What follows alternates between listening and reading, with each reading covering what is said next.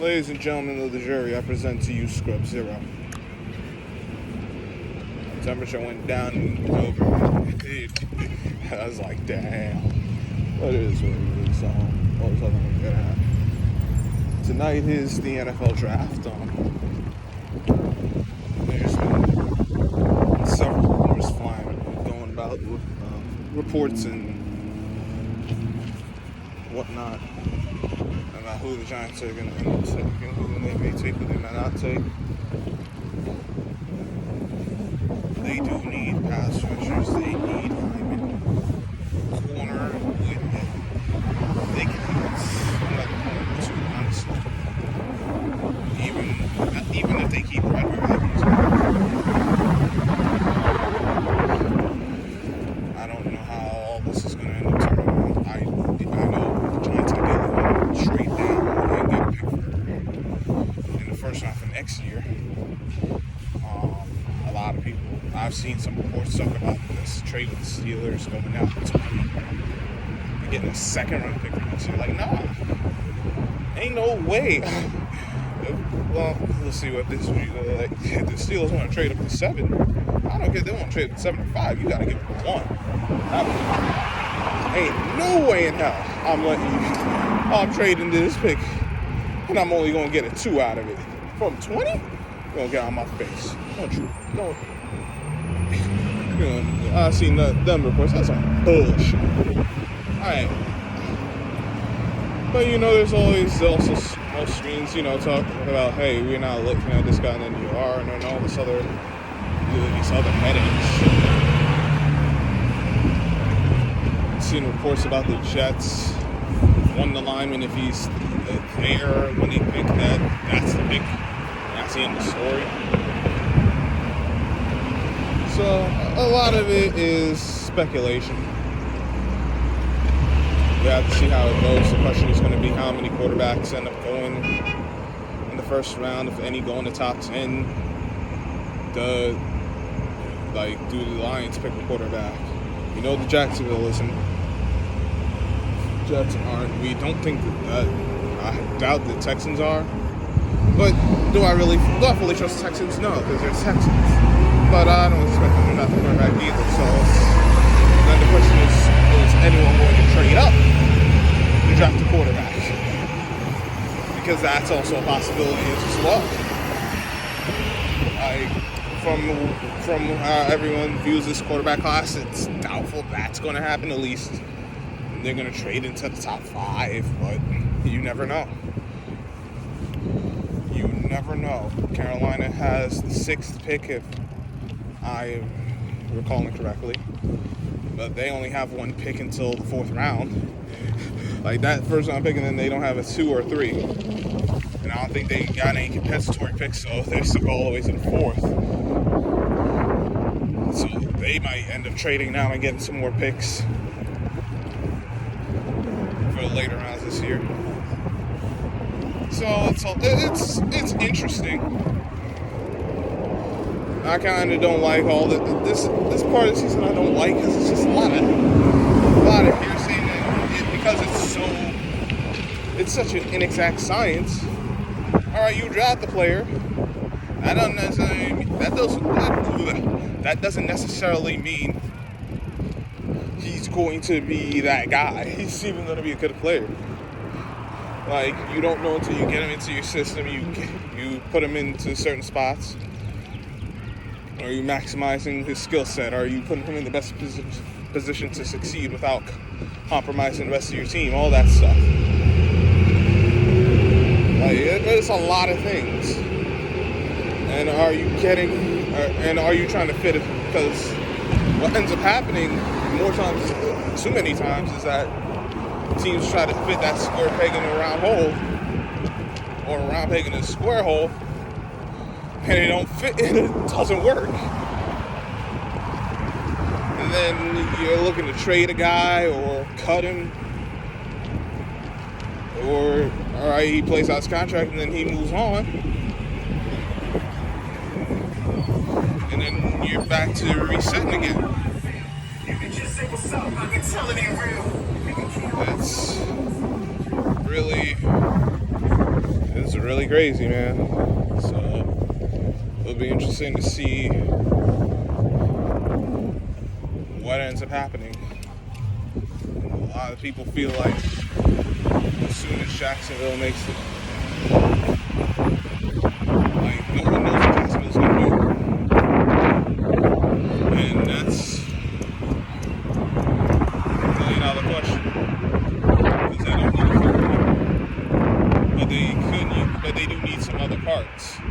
Linemen, pass rushers, like they have needs that do make sense for them staying with the pick. And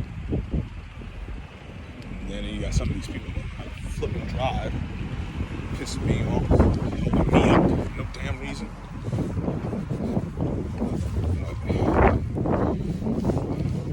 I don't follow the Jacksonville Jaguars so closely, but if I remember correctly, they need guys on both ends, like for pass rusher, linemen, because we saw what it was last year. But they could also end up trading down and getting more. It's possible someone's crazy enough to move up. They might get a Jack Day ransom. They can restock their team that way because they're good on cap space. They ain't got to worry about that. So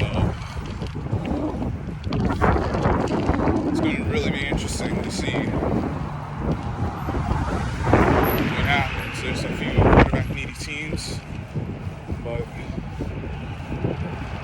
a lot of people anticipate only. But it's going to be interesting because I'm interested in seeing the Giants end up dropping a quarterback. I don't think they will, but it'll be interesting to see if they feel one of these guys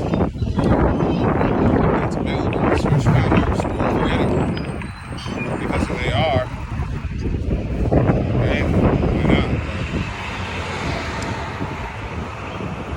It is what it is with that.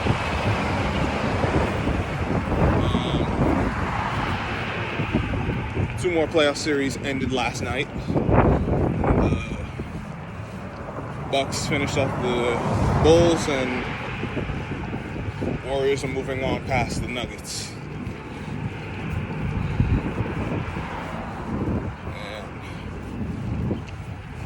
And no surprise with, I wouldn't say it's a surprise for either series,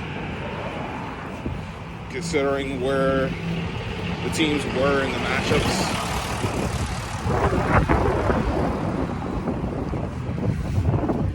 Jokic needs another guy. Like he can't do it by himself. He's one of the better players in the league. But there's only so much he can do as the guy. Like really being the lead. How do I say this? The only star difference maker. They don't have another star available to them right now, so you got a bunch of role players. And that's fine for getting through the regular season, but we talk about winning the playoffs. That's not going to be enough. Mike Malone, you know what? This is time for him to go. I'm not saying that he shouldn't get another job ever again, but this fit isn't working. Him and the Denver Nuggets, they've gone multiple years, and the best they could do was get to the conference finals in the bubble.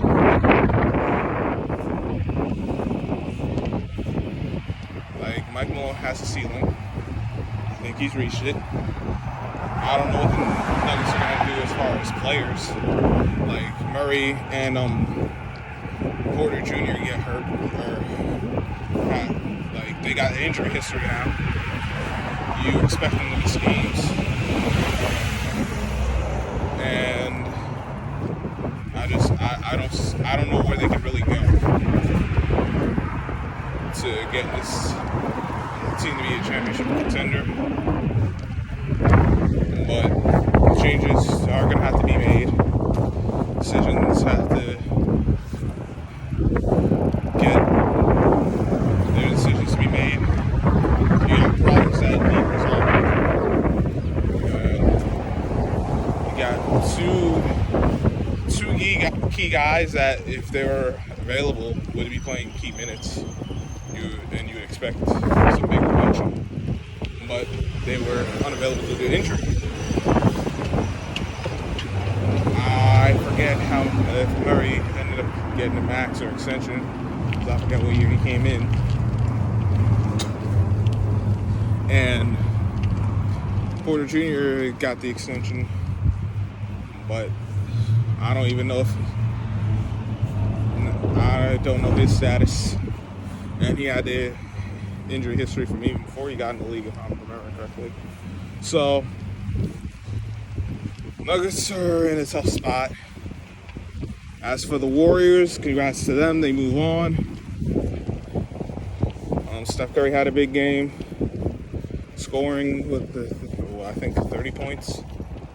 They pulled it out, and they await the winner of the Grizzlies and Timberwolves, who play Friday night. Yeah, tomorrow. They're the lone games, and tomorrow night. So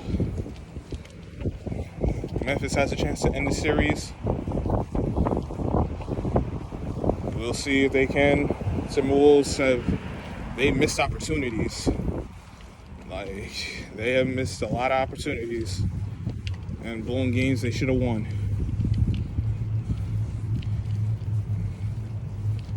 So we'll see what happens with that. Giannis and the Bucks got it done, of course. Who they play?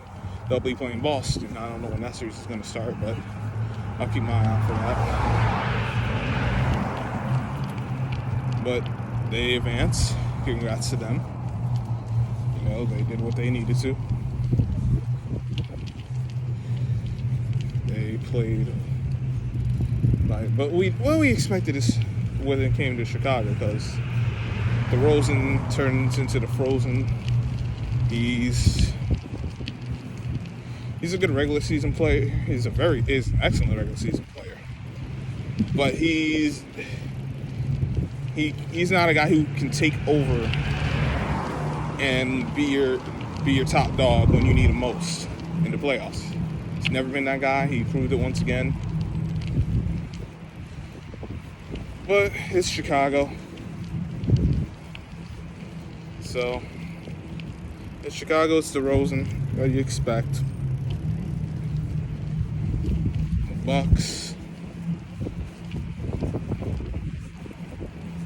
are gonna have their hands full with Boston. That's gonna be a good series. I'm interested in seeing how that goes.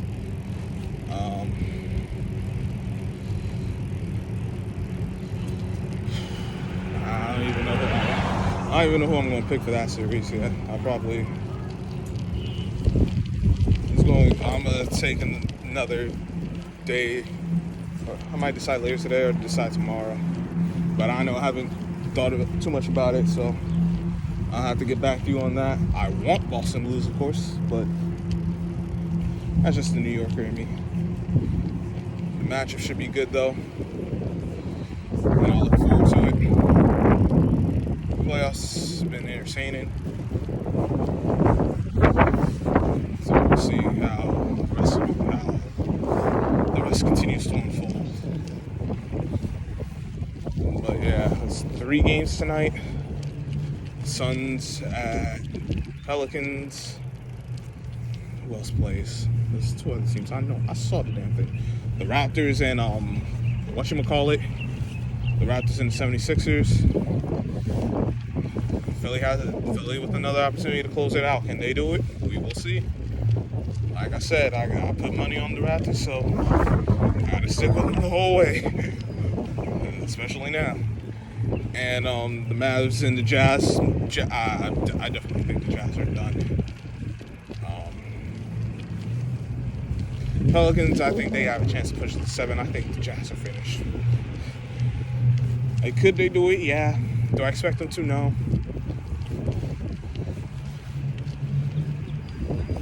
So,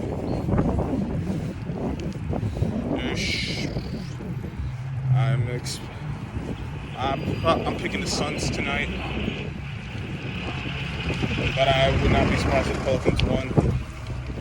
I'm not too in love with picking the Suns in this game, but we'll see what happens. I ain't gonna lose my head if they lose.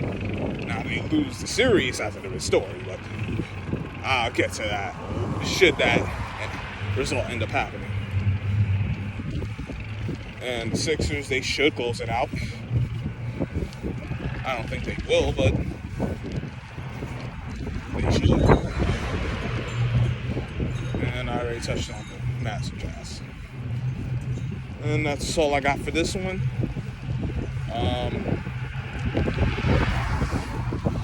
Make sure you hit the like button, share, subscribe if you're new. Leave your comments down below. Tell me if I'm just a crazy guy who don't know what the hell he's talking about. If there's something I missed that I should keep my eye on. All that good stuff.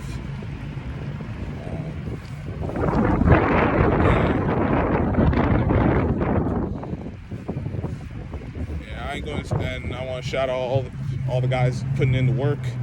I ain't going to name anyone specifically, but y'all know who you all are. Keep grinding. Those are my subscribers, people who watch. I appreciate y'all. I really do. Keep doing what y'all do. I appreciate all the support. I'm going to keep grinding myself. Until next time, I'm Scrub Zero. I'll catch you on the flip side.